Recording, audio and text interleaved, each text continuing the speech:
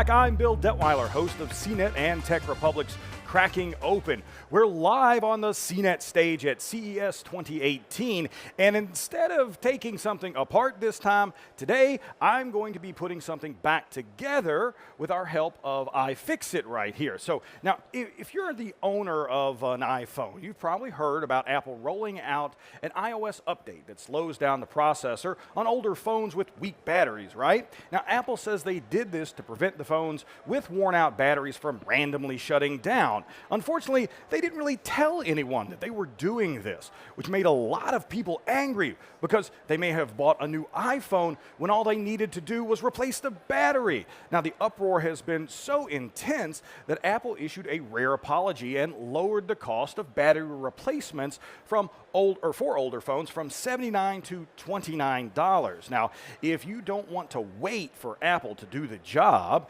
you want to just save a few bucks, or you're the person that likes to do it yourself, now we're going to show you just how easy it is to do. I'm here with Chris Bross from iFixit, who's going to show us how easy it is to replace your own iPhone battery. Now, Chris, thanks for coming down. Thanks, Bill. Thanks for the opportunity. All right, so tell me a little bit about what you've got here. What type of iPhone do we have, and what's in this box over here? Sure. Well, thanks for the great lead-in. You hit all the relevant points about why we're here and why we exist. Well, what we've got today is I've got an iPhone 6S here today, which is a pretty popular model of the phone, as we know. And we're going to take this apart and do a battery replacement on it. Do-it-yourself battery replacement. I brought with me today one of our battery replacement kits that's available from iFixit.com that has everything you need in it, tools, parts, and along with our guides that are free online, you'll be able to do your own battery replacement just with this simple kit. Great, and just as a little bit of a preview, we actually have something special for everyone here in the audience at the CNET stage at the end of the segment, right? That's correct, a little surprise at the end. All right, great. So let's get started. Sure.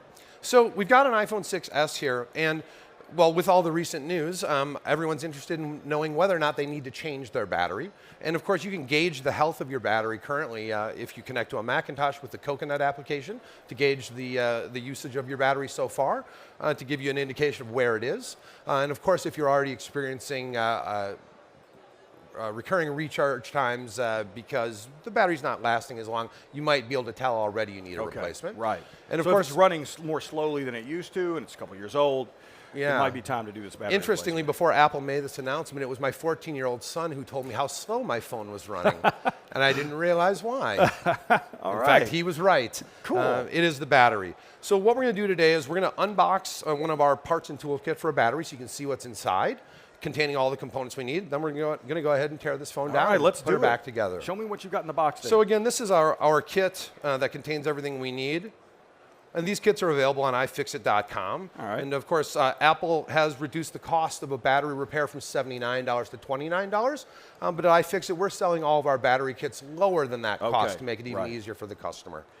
And so we'll open up the box here, and we start with something a little "you got this," a little attaboy to let people know. You can do it, right? Right. And inside, we really got two parts to this. There's our repair tools, which are all the tools we're going to need. And then we've got the repair parts. Okay. All right. We'll take a look inside and see what we've got here as well. This is also a very technical part here as well, a tool. This is the holdy-uppy, but I'll show you how that works in a few minutes. So I'll unbox these couple of elements just so we can see what we've got. Now, while you're doing this, I don't want to stop you. Keep going. But what are some of the safety precautions that people need to take before they do this? Sure. Well, a couple of things. One, for sure, you want to back up your data. If the phone is still functional, you want to make sure you connect to iTunes and make sure you have a full backup of all the data, just in case something goes wrong or just in case you have issues during the repair. You also want to make sure that if the phone is functional, that the battery is drained as much as possible. Ideally below 25% or lower. As we all know, people have a justifiable fear about lithium-ion batteries exploding. However, the operation we're going to do today is perfectly safe to do, and the less charge in the battery, the safer it is. Okay. So we want to take those two main precautions. Okay? All right, great. In addition, if you happen to be in a space where you have a proper ESD clean workspace, that is ideal, of course. Here on the stage, we don't have that set up. We can't do that. But I do have today with me a magnetic mat which allows us to work on and keep all of our parts safe in one location while we're taking it apart. All right. So we've got our tools already open, and then we've got the parts we're going to need. Our battery is right here, and then a couple of other accessories, our adhesive strips, are also here as well. All right. Now, how long will this job take?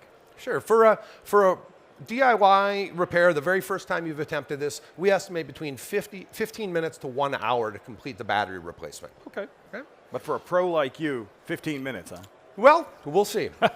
So in my kit here, I've got all the tools I'm going to need for this repair. You can see here we've got a couple of driver bits, a driver, a pry tool, a spudger, one of our very important tools here, and a tweezers and a suction cup. Those are all the tools that we need.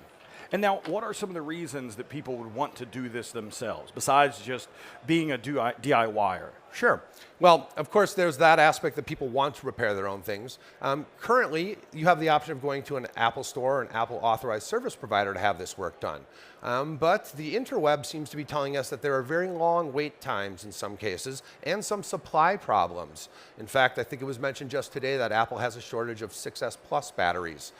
So that's a kind of an issue. If you don't want to wait weeks or months to have the repair, you can do this in an hour yourself just after receiving the kit from us. Great. All right. Well, let's get started. Sure. So let's take a look and see what we need here. Well, with the 6S, Apple has done a few things to make it hard for us to get inside. And they started with creating their own proprietary pentalobe screws. We remember those from a couple of years ago. Well, we know that they put those screws in to prevent us from getting in because once we get inside, they're all standard Phillips screws.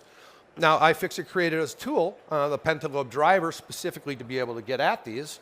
And so we're going to go ahead here and pick out one of our bits that we need, which is our pentalobe bit. And got it right here. And this bit will allow me to take out the two screws on the bottom of the phone that are really securing the display in. And these are right on either side of the lightning connector, That's right? correct. Okay. And this magnetic mat that I showed you is really nice because you can place each particular component in the same orientation that you pulled it from. Without the screws rolling onto the floor and you These are crawling small around screws. and trying to find them, right? Now, replacements are available. However, you don't want to lose anything during the repair. Okay. So I pulled the two screws from the bottom. Now what I need to do is acknowledge that there's an adhesive strip that Apple has placed around the perimeter of this screen in the frame that holds that display in, as well as some clips that are along the sides. So what we need to do is release the display slightly, get under the display, and then release those clips so we can get at it. And what are those seals for? So those seals are primarily for waterproofing. And in fact, I believe that seal was not in the 6 and started in the 6S, if I recall. And so what we're going to do is we're going to use a suction cup here. And on this particular phone, we're going to want to place the suction cup about in that location. Just not over the home button, but just at the bottom of the screen.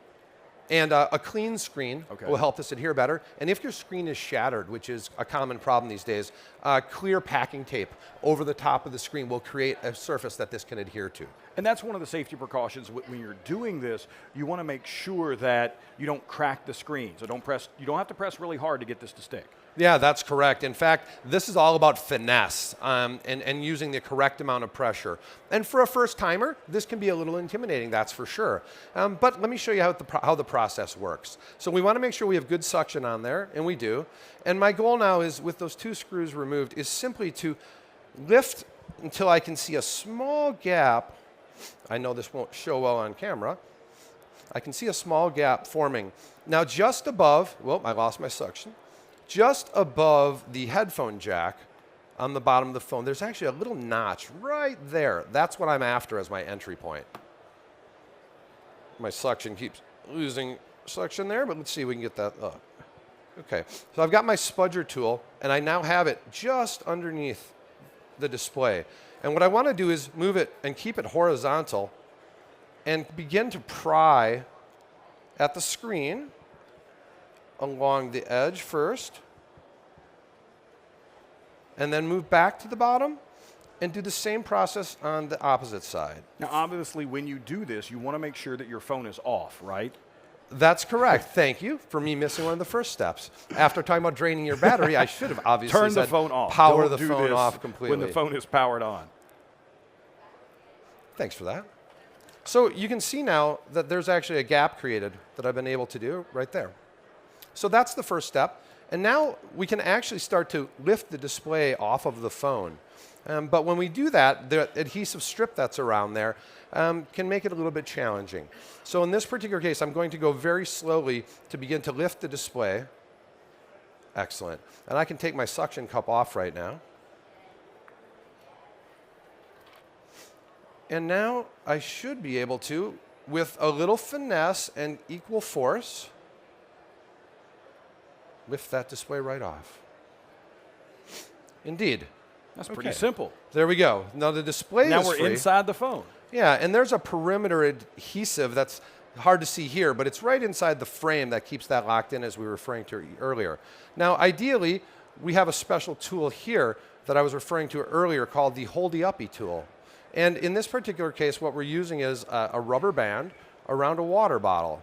And what I'm going to do is simply support the display like this. Let's turn this around this way a little bit so we could show everybody in the audience a little bit sideways. Okay. I know it's a little bit... Yeah, I don't want to flex these cables too much. Right. But yeah, we can work on it like this if that works. Yeah. Is that all right? I think that looks good. Great. Okay, great. So we're holding the display up here just to make sure that it stays out of our way, but we have some very important cables here. We don't want to flex, right, obviously, or cause any additional damage to. Great. So now now what do those cables go to? Those cables go to the display, the digitizer, and the front face, and the camera right there. And so we can acknowledge the battery. We see the battery here. Now we know there's also adhesive holding the battery in, and it's very strong. And that's what we're going to have to release. So one thing that we don't have with us on stage here, which is a big help in these processes, is heat.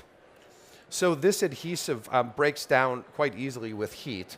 And we sell a tool called the eye opener, which is a gelatin-based device you throw in your microwave for 30 minutes that heats up enough to between 140 and 180 degrees that you can place under the phone to heat that surface and release some of that adhesive. It's like one of the neck pads, right? Or the Exactly. iPads that you heat up in the microwave. Yeah, exactly.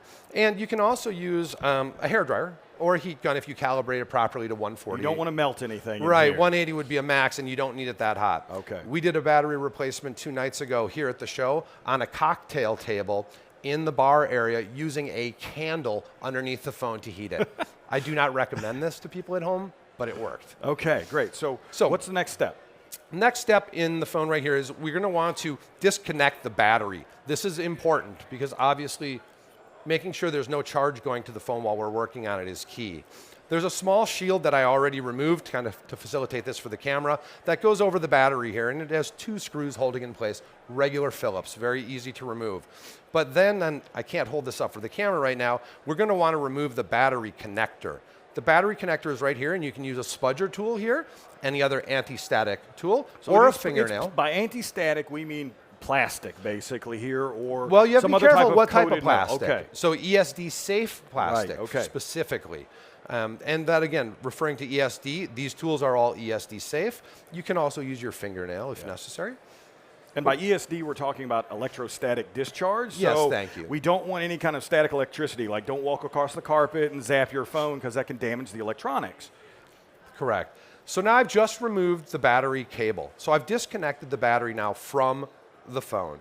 Ideally, I want to try and move this battery cable out of the way a little bit so that it won't accidentally reconnect while we're working on it. So now battery has been disabled, although this battery is well glued in there. And because I know that it's glued in there, I'm going to have to use a little bit of force to get it out because I don't have my heat. So I'm going to go ahead and remove the rest of the display right now so that I don't screw that up in the process. So in order to remove the display, there's a small shield bracket that goes over this component right here with 4 small Phillips head screws. I've already removed that, and we have 3 different cables that we need to now remove. The camera, the digitizer, and the actual display cable. And they're layered down so that you can pull them out in the sequence in which they were set up. And again, a spudger or a fingernail can usually get under here. Let's see, getting a little closer. Got 2 of the cables up. And you want to be really careful that you're removing the cable and not the socket itself. These are fairly fragile, but now all 3 cables are loose. Believe it or not, that's all that's holding the display in place. So we can take our very high-tech holdy-uppy tool, remove it, and the display is now free. That's it, really. Great, so the I know it's display is now intimidating, off. but the display is now free. And now we have basically the chassis and the battery and the motherboard. So now we need to get the battery out. This is where applying heat from my eye opener would work great, but we don't have that here. So what we're going to do first is kind of gauge how well this battery is in here by just kind of feeling around a little bit and seeing if it's loose at all. And it is not loose at all. So speaking of that adhesive, are devices in general getting more difficult to repair? That's a great question. So the iPhone 10 that just came out actually earned a repairability score of 6 from us, which is pretty good. The reason it didn't get better is because the back glass display. This phone receives a 7 score out of 10 for repairability, which is actually quite good. I think most people would believe they're less repairable than that. But in fact, this phone is a repairability of 7. So the 2 adhesive strips that are holding the phone in place, we need to remove those. And it's a little hard to see here, but I'll show you. They're stuck right here. And what we want to do is try our best to release this tape. I'm using a tweezers here in this particular case, or a fingernail. And if you need a walkthrough of these, the instructions for all of these replacements, they're on the website, correct? On iFixit's website. That's correct. In fact, a prerequisite to doing this should be that you have a computer open with our guide in front of you. We wouldn't want you to try this without a guide unless you're a repair technician who has done it many times. So right there, I've pulled up the adhesive tabs that are actually holding the glue to the bottom. Now, this is a little tricky, and this is where a little finesse comes into play. But we need to now try and remove these adhesive tabs by getting a good grip on it and beginning to pull, and ideally continue to pull. And you're pulling these horizontal, right? I'm pulling at about a 60-degree angle or so works best, and trying to keep getting to the root of it as you stretch it. You can see this thing will stretch to a couple feet in length, and it's only 3 inches long. And these are basically like those strips, the adhesive strips that you use to hang things on your walls. So they work under the same principle. That's correct. And so we may have gotten there's that the first one. Completely. Now, I'm not sure if I got all of it, but I got most of it, and that's really good. If we don't get this out, we need heat to get that. Perfect. I failed. So what do you do now? Well, this is where that finesse comes in and a little bit of force. If I had heat to apply, I'd be applying heat right now. I don't have that, so what I'm going to try and do, and in this case, I actually got the strip farthest away from me out. I wish I had gotten this strip out because this is the side we need to remove the battery from. So now I'm going to try and get under this battery with either a spudger or a pry tool to see if I can begin to lift it or free it in any way.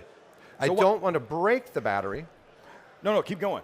And I don't want to flex the battery too much, and I surely don't want to puncture the battery. Because it is a fire risk. Absolutely. Right. So what I'm going to do is I'm going to use my spudger in this case just to get under it a little bit, and then I'm going to use another extremely high-tech tool that I brought with me today, which is my hotel key.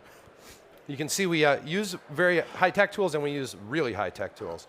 This is great, a very stiff card that you can use. We also sell a card specifically for this purpose. But again, I want to make sure to try and get under there as horizontally as possible and begin to work that strip. And I'm slowly feeling it out as I'm going. So while we're removing the battery, does anybody in the audience have a question? Just raise your hand. I've got a mic right here. If you've got a question for me, if you've got a question for Chris from iFixit. Nothing? Like, how much is the kit or how difficult is it? Sure, yeah. What happens to the adhesive once you kind of pry everything open? Oh, that's a great question. And the waterproofing, sure. for example. That adhesive is wasted at that point and needs to be replaced. So we have adhesive in the kit for you, both for the perimeter seal and for the battery. It's single use. So looks like I've been successful here, or I'm half stuck, but pull out my tool.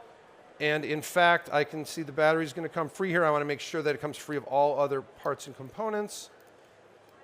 And it did. Okay, you can see the adhesive strips on the bottom. Now these strips are really good at not coming off, but in this case, we would be taking this battery out completely and recycling it. And a new battery doesn't come with the strips on it. So the battery's now free. This is ready to recycle. All right, so let's get the new battery. Are we ready to put the new battery back in? We sure are. So there we've got our case. So now let's look at the parts that came with it. here's our battery. So let's go ahead and open the package here, the anti-stat package. I want to make sure we get this in the time that we have left. Here's that new battery. And we've got our adhesive for the battery as well, those strips that need to go on there. So let's go ahead and work the battery just for a moment and get these strips on. Whoop. One. Now there's a placement kind of trick with this. We want to orient the battery just like we know it's going to go in. Okay, so you're going to stick these here and then fold them around. Yeah, that's correct. Okay. Ideally, if we get them right. Okay.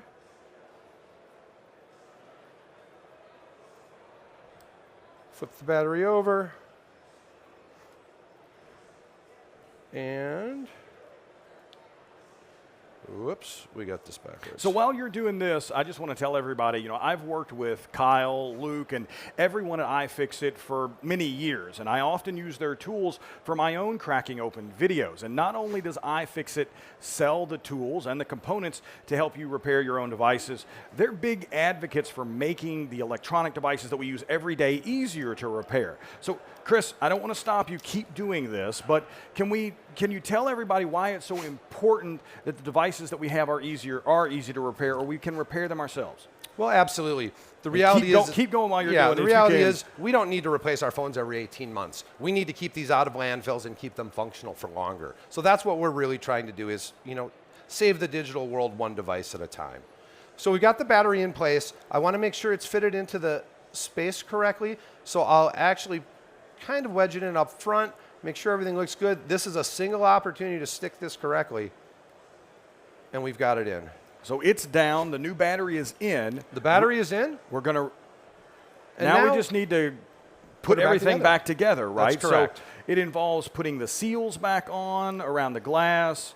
We're going to reconnect the display, and then we're going to reconnect the battery and seal everything back up? Yeah, that's exactly correct. And we can go ahead and do that quickly. I'm not going to reinsert the perimeter adhesive right now for time. We're going to skip that in the interest of time. But let's go ahead and just reassemble this if we can here. And we're not connecting the battery yet. We're still going to disconnected. do that last. Yep. And we got the connector off to the side, so let's get the display back in place first. This should go quickly for me. And these are really small, the little ribbon cables that hold the display they sure are. to the circuit board. So you have to be real careful when you push them down, not to tear them, not to rip them. Because you don't want to replace the screen as well as just replacing the battery, right? That's correct. And while you're doing this, where can people actually get the kits? So you can get the kits at iFixit.com. And all of our kits are currently available, including the ones that Apple is apparently having a hard time supplying right now. And like any good demo, it becomes more challenging on camera. So I'm trying to reconnect the digitizer display, digitizer cable right now. So once you get these reconnected, so what's the next thing? The next step is we're going to basically button this phone up and put her back together. Let's see if we can get to that stage. Yeah, if we can get there, that's great. If not, we can just show everybody how we sort of reattach. Okay, so now what I'm going to do is I'm going to go ahead and reconnect my battery cable in this particular case. Come on, baby. Get in there.